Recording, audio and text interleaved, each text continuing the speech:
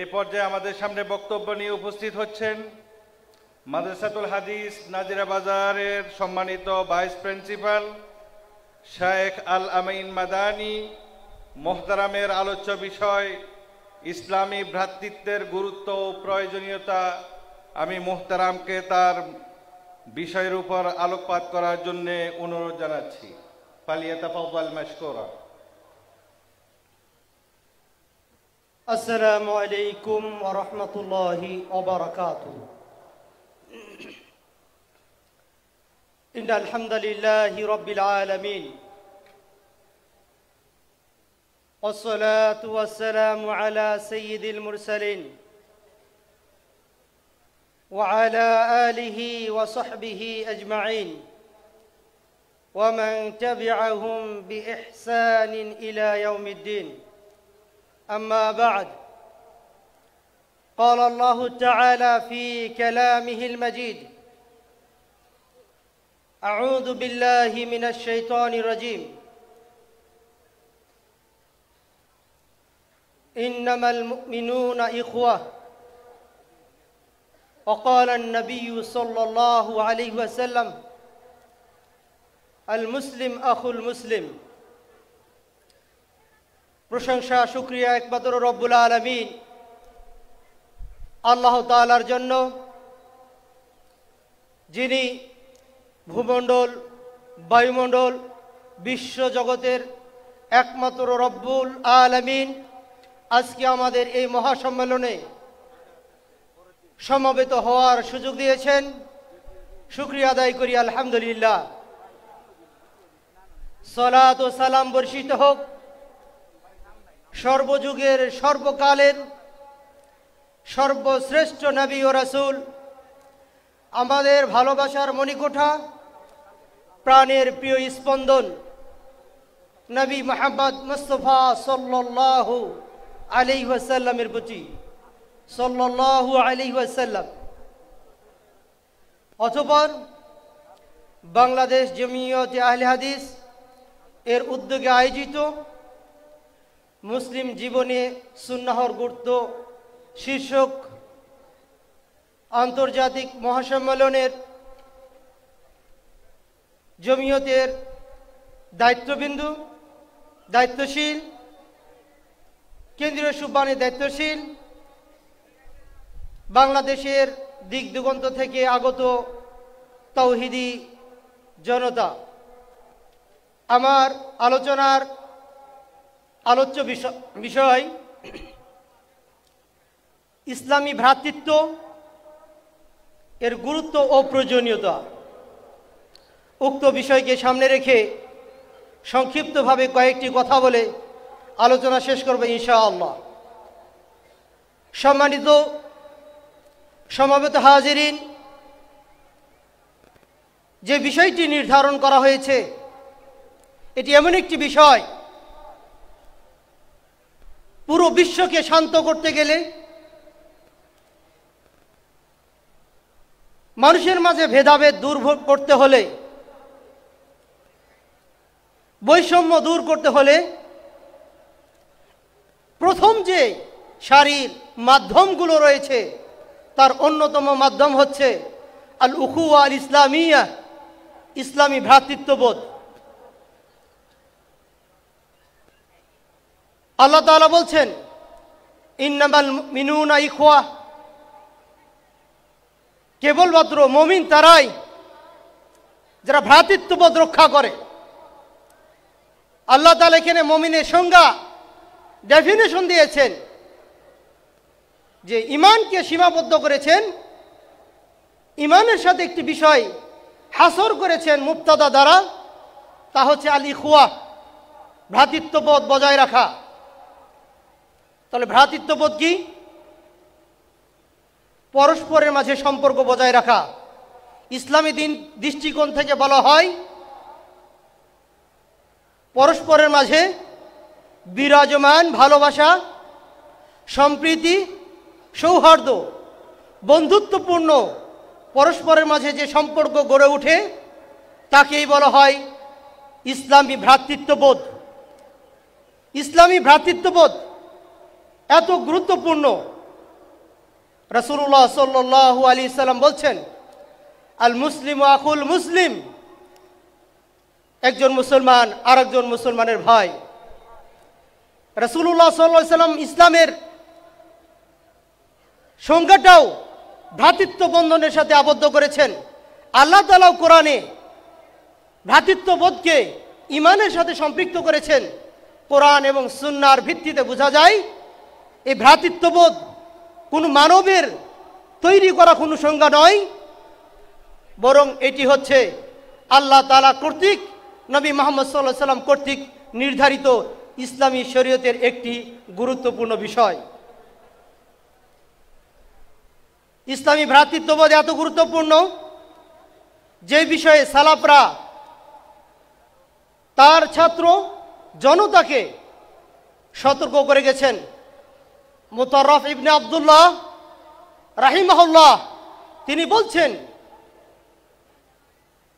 আমার সাথে আমার ভ্রাতৃত্বের ভাইরা সাক্ষাৎ করবে খায়রুম মিন লিকাই আহলি, আমার পরিবারের সদস্যরা আমার সাথে সাক্ষাৎ করার চাইতে শ্রেষ্ঠ, কারণ আমার সাথে যখন আমার পরিবারের সদস্যরা সাক্ষাৎ করে, কেউ বলে ইয়া আবি, কে বলে ইয়া জাউজি, কেউ বলে ইয়া আম্মি, পিছন দিক থেকে ডাক আসে, হে আমার বাবা, হে আমার স্বামী, হে আমার মামা, হে আমার চাচা।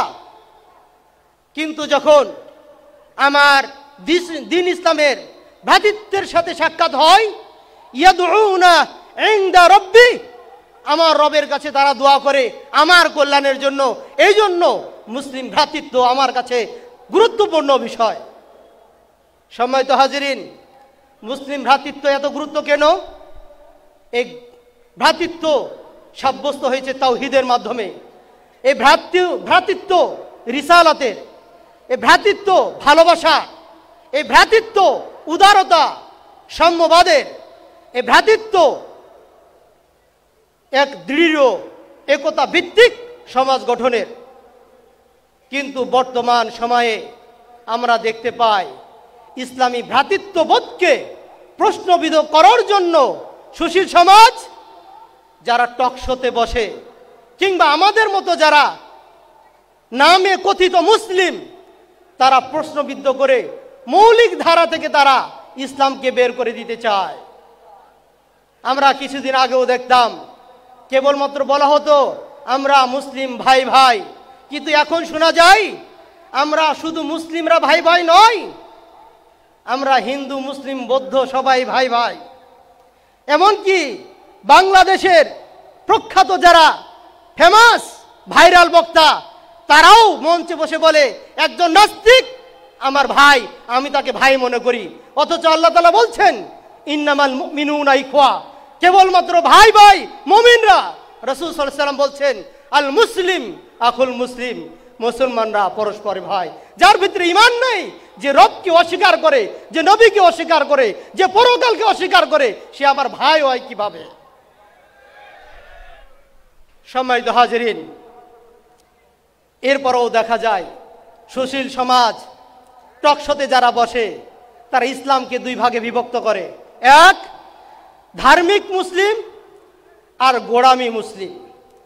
ধার্মিক মুসলিম, ধর্ম অন্ধ মুসলিম। তাদের কাছে ধার্মিক মুসলিম কাকে বলা হয়? যারা ঈদের নামাজ পড়ে, যারা জুমার নামাজ সালাত আদায় করে, শুধু মাথায় টুপি দেয়, কিন্তু ইসলামের আকায়েদ আহকাম বিধিবিধান পর্দা সালাত হালাল হারাম কিছু বিবেচনা করে না, তারাই নাকি ধার্মিক মুসলমান। যারা কোরআনের কথা বলে, যারা পাঁচ ওয়াক্ত সালাতের কথা বলে, যারা আহলুল হাদিস সহিহ আকীদার কথা বলে, তারাই নাকি ধর্ম অন্ধ মুসলমান। সম্মানিত হাজিরিন, তারা আরো বলে শান্তিপ্রিয় ইসলাম ও জঙ্গি ইসলাম। শান্তিপ্রিয় ইসলাম কারা? যারা হিন্দুদের পূজার সময় ওই পূজাতে গিয়ে তাদের ওই মিষ্টান্ন ভোগ করবে, যারা খ্রিস্টানদের অনুষ্ঠানে মেসেজ দিয়ে ওয়েলকাম জানাবে, তারা নাকি ধার্মিক মুসলমান। আর আমরা যারা এদেরকে বিপক্ষে কথা বলি, আমরাই নাকি ধর্ম অন্ধ মুসলমান। সম্মানিত হাজিরিন,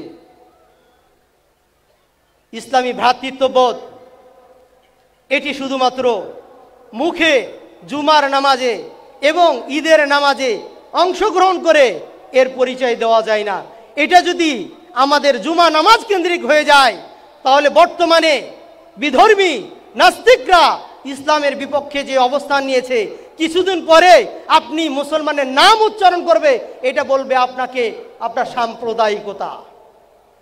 তারা আজকে মুসলমানের নামকে বিলীন করার জন্য এই বাংলাদেশে ধর্ম নিরপেক্ষতা চালু করেছে, অসাম্প্রদায়িক স্লোগান চালু করেছে। অসাম্প্রদায়িক বলতে কি? আপনি হিন্দু, আপনার পূজার সময় আপনি পূজা ঠিক করবেন, আপনি খ্রিস্টান, আপনি সব ঠিক মতো আপনি পালন করবেন, সরকারের সুযোগ সুবিধা ভোগ করবেন। কিন্তু একজন হুজুর যখন টুপি পরবে, একজন হুজুর যখন দাড়ি রাখবে, আমার বোন যখন বোরখা পরে কলেজে যাবে, তখন তার বোরখা খুলিয়ে দেওয়া, এটা কি আপনার অসাম্প্রদায়িক? তাহলে আপনারা অসাম্প্রদায়িকতা কোথায় রাখলেন? আমার ধর্মের অনুশীলন আপনি তো আমাকে করতে দিচ্ছেন না। সুতরাং এগুলো মুখে মুখে অসাম্প্রদায়িক কথা বলে সাম্প্রদায়িক আপনারা নিজেরা সুবিধা সবাই ভোগ করছেন। ধর্ম নিরপেক্ষতা আমরা সবাই মনে করি যে না, এটা মনে হয় শরীয়তেরই পাঠ। ধর্ম নিরপেক্ষতা মানে কি? ধর্মের ভিতরে কোনো ভেদাভেদ নাই। আপনি এক আল্লাহ বলে বিশ্বাস করেছেন, এক রসুল বলে বিশ্বাস করেছেন, এরপরও আপনি কিভাবে বলতে পারেন ইসলাম ধর্ম আর অন্য ধর্ম সমান? এখানে কোনো ভেদাভেদ নাই। আপনি তো কুফরি আকীদায় বিশ্বাস করলেন। সুতরাং ধর্ম নিরপেক্ষ বলতে কিছু নেই। প্রত্যেকটি ধর্মে তার নিজের পক্ষে কথা বলে। ইসলামও আমার ধর্মপেক্ষ, কোনো নিরপেক্ষ নয়। সম্মানিত হাজিরিন, ইসলাম ধর্ম, ইসলামী ভ্রাতৃত্বের গুরুত্ব এত কেন দিয়েছে? রাসূলুল্লাহ সাল্লাল্লাহু আলাইহি সাল্লামের প্রতি যখন ওহী নাজিল হয় নাই, তখনও তিনি এই ভ্রাতৃত্বের গুরুত্ব দিয়েছেন। তিনি আলী রাদিয়াল্লাহু তাআলার সাথে ভ্রাতৃত্ব দিয়েছেন। তিনি তার চাচা হামজা রাদিয়াল্লাহু তাআলা আনহু এবং যায়েদ বিন হারিসা তার সাথে ভ্রাতৃত্ববোধের কি করেছেন? সম্পর্ক তৈরি করে দিয়েছেন। তিনি জুবাইর এবং আব্দুল্লাহ ইবনে মাসউদ রাদিয়াল্লাহু তাআলা আনহুমা উভয়ের মাঝে সে মক্কাতে যখন ইসলাম এ নবুয়াত আসে নাই, তখনও তিনি ভ্রাতৃত্ব কায়েম করেছিলেন। দ্বিতীয় নাম্বার, রাসূলুল্লাহ সাল্লাল্লাহু আলাইহি সাল্লাম যখন মক্কা থেকে হিজরত করে মদিনায় গেলেন, সর্বপ্রথম রাষ্ট্র গঠনের তার মৌলিক যে নীতিমালাগুলো ছিল, প্রথমটি ছিল বেনাউল মসজিদ, মসজিদ নির্মাণ করা। এরপরেই দ্বিতীয় নাম্বার যে কাজটি করেছেন, আল মুআখা বাইনাল আনসার ওয়াল মুহাজিরা, আনসার এবং মুহাজির যারা ছিলেন তাদের মাঝে ভ্রাতৃত্ব বন্ধন তৈরি করা। বলা হয় আনাস বিন মালিক রাদিয়াল্লাহু তাআলা আনহু তার বাড়িতে বসে 90-এর বেশি সাহাবীর মাঝে তিনি ভ্রাতৃত্ববোধ করেছিলেন এবং তাদের মাঝে ইসলামী ভ্রাতৃত্ববোধ তৈরি করেছিলেন। কিসের কারণে? একটা সুষ্ঠু শান্তি রাষ্ট্র গঠনের জন্য, তাওহীদ কায়েমের জন্য, শিরক এবং বিদআতকে সমাজ থেকে উৎখাত করার জন্য। আমরা জানি সেই বানু মদিনার বিখ্যাত দুইটি গোত্র আউস এবং খাজরাজ, এদের মাঝে 40 বছরের চলমান যুদ্ধকে বন্ধ করেছিল একটা ওষুধ, একটা মেডিসিন, সেটি হচ্ছে আল উখুয়া আল ইসলামিয়া, ইসলামী ভ্রাতৃত্ববোধ। এর মাধ্যমেই তারা যে যুগ যুগ ধরে শত শত প্রাণ তারা শেষ করে দিয়েছে, রক্তপাত ঘটিয়েছে, বন্ধ করতে পারে নাই। রাসূলুল্লাহ সাল্লাল্লাহু আলাইহি সাল্লাম মদিনায় হিজরত করার পর ভ্রাতৃত্ববোধ এই জিনিসটা তৈরি করার মাধ্যমে এই যুদ্ধ বন্ধ হয়েছিল। আমরা জানি রাসূলুল্লাহ সাল্লাল্লাহু আলাইহি সাল্লাম সাহাবীদের মাঝে এমনভাবে ইসলামী ভ্রাতৃত্বের এই বন্ধন তৈরি করে দিয়েছিলেন, কারো যদি 2টি স্ত্রী ছিল, একটি স্ত্রীকে তালাক দিয়ে তার সাথে বিয়ে দিতেন। কারো যদি জমি 2টা ছিল, একটা জমি ভাগ করে তার ভাইকে তৈরি করে দিতেন। খেজুরের গাছ যদি 2টি ছিল, একটি খেজুরের গাছ ওই মুহাজির ভাইকে দিয়ে দিয়েছিল। ইসলামী ভ্রাতৃত্বের গুরুত্ব এত বেশি। রাসূলুল্লাহ সাল্লাল্লাহু আলাইহি সাল্লাম বলছেন, জাহিলি যুগের যত নীতিমালা রয়েছে, রীতি রয়েছে, আলা কুল্লু শাই, জেনে রাখো সাবধান, মিন আমরিল জাহিলিয়া, জাহিলি যুগের রীতিনীতি, জাহিলি যুগের নীতিমালা, কদমাইয়া মাউদুন, আমার পায়ের নিচে পিষে দিলাম আমি। রাসূলুল্লাহ সাল্লাল্লাহু আলাইহি সাল্লাম তিনি আরো বলছেন, ইয়া আইয়ুহান নাস, হে মানুষ সকল, আলা ইন্না রাব্বাকুম ওয়াহিদ, তোমাদের রব এক, তোমাদের পিতামাতা এক, তোমাদের আরবের ওপর অনারবের কোনো প্রাধান্য নেই, অনারবের ওপর আরবের কোনো প্রাধান্য নেই, সাদার ওপর কালোর কোনো প্রাধান্য নেই, কালোর ওপর সাদার কোনো প্রাধান্য নেই। তোমরা মুসলমান এক, তোমাদেরকে অভিন্ন থাকতে হবে।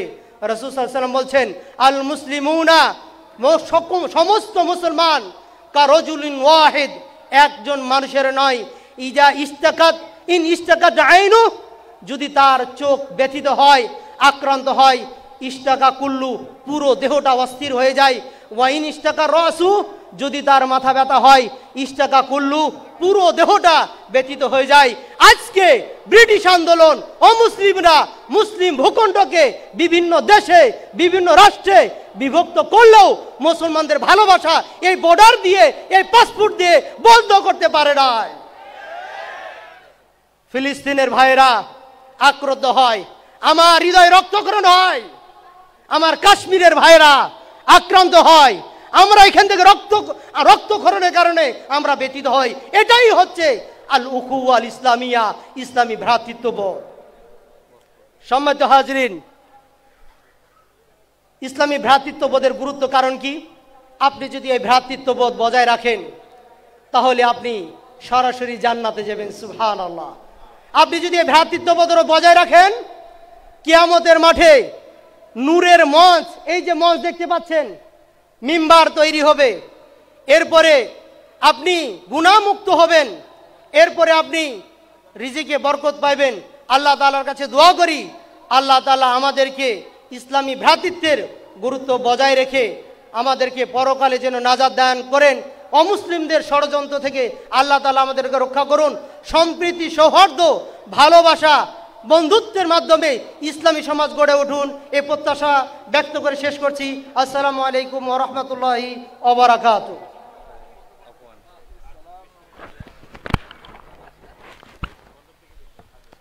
ধন্যবাদ জানাচ্ছি মোহতারাম আল-আমিন সাহেবকে তার নির্দিষ্ট বিষয়ের উপর গুরুত্বপূর্ণ আলোচনা রাখার জন্যে।